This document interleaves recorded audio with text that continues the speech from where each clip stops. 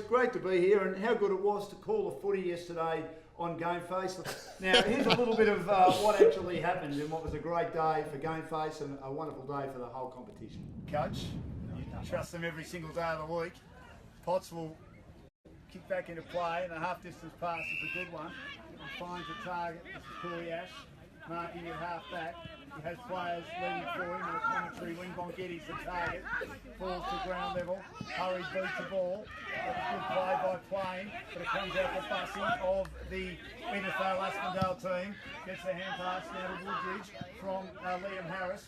Kicks inside 50. And can I thank Brett Dunn, the coach of Coringle, for being my special comments man in that match. He was terrific. I didn't think they played very well. And 20 scoring shots to 29. I think later on Paddy Swain was lamenting the fact they had more than 50 inside 50s. Yeah. And Edith Vale had 35, and they still found a way to win. The kicking efficiency was good. Yeah, very good. I mean, they're players from Noble Park that they've picked up, such as Johns. Yeah, John's very good. Yep. Monahan was quiet for three quarters, but got into it in the last quarter, and Tim Kelly, they just found a way to help get them over the line. They're a good side. Yes. But I think Pines are an excellent side. They're not far away, boys. They are. How was that finish, mate? Oh, yeah, it was great. I mean, did you hear the siren? I did not hear the siren, but Glenn Carter heard the siren and said, "Siren, Dan, siren." And I said, "Well, the umpire hasn't heard it. We're still going."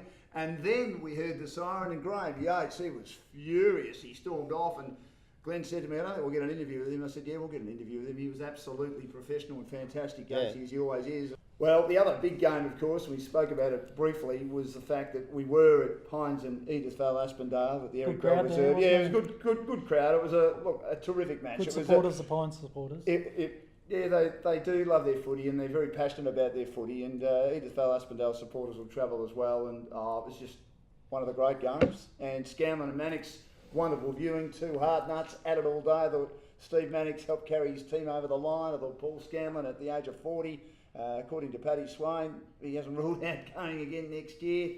And I think most people would agree that the better team on the day lost because they were wasteful in front of goal. Those tall forwards, that's an area that Edith Vale needs to address. They'll get Dorr back. Yeah. They've got to find some key defenders because they were exposed a little bit by Pines' tall forwards. Well, these are big wins, particularly against a side that's likely to make the finals, particularly when you win away by 1 point.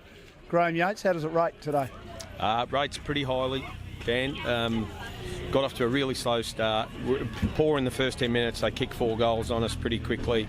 It's a credit to the players who put their head down, worked hard. We dragged ourselves back into the game. It was a real arm wrestle, and we talked about games like this go down to the last play. So we just wanted to make sure our work rate was up to speed, and our stoppage work needed a bit of improvement. And we thought we got a bit more of the ball, so we got more opportunities, which helps us in the end. The way that they handled themselves under pressure was really good. Certainly better than me, anyway, Dan. Well, you looked a bit annoyed with the siren. I mean, I didn't hear the siren either. I was calling the game. Someone yelled out that the siren went, so the game was still going. So, and they had it in their forward line. So we just wanted to make sure that everybody knew what was going on. So it was a tough win in the end, and deserved on our behalf. Pines are a really good opposition, and we respect them a lot, so it's a great win for us. Well, Paddy Swain, a 1 point loss, 29 scoring shots to 20. Bad kicking, bad footy? Yeah, 100%. Yeah, no doubt about it. We've kicked poorly. And yeah, probably one of those ones where you felt like we were probably right in the game, or probably playing the better footy, and if you don't finish it, you're not probably playing the better footy, are you? Because young Maguire, who's finished off with that goal in the end, that was a clutch goal, and he was able to do it, so our boys couldn't. Disappointing. I thought effort-wise, you couldn't question our fellas' effort. It was just a bit of execution at the end, and we'll go back and tidy it up. I think that last stoppage, we'll probably have a look at that as well, how they were able to get that quick kick out in the mark. So we'll bounce back. We're a pretty proud club and a pretty proud group, so we'll definitely bounce back. Yeah, Nick Carlin and Mullins down there, they got taught a lesson. But if you have a look at the game, Pines had all their top players up and about. Potsy, Boswell, good off a half-back flank. Their forwards were getting opportunities. You look at Edith Vale's movers, Monahan was down, Clarkey was down.